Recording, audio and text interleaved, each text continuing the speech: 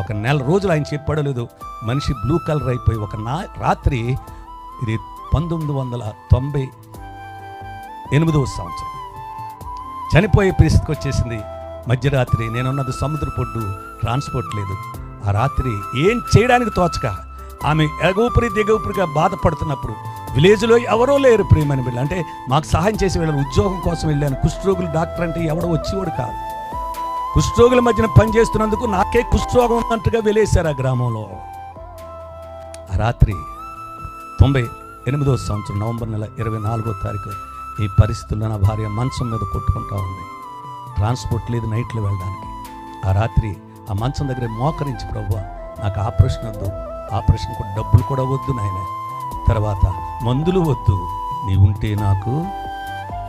ఆ ఒక్క మాట పరిశుద్ధాత్మ దేవుడు ఆ రోజు ఇచ్చిన పాట ఈవేళ ప్రపంచం అంతా కూడా పాడుకుంటున్నారు.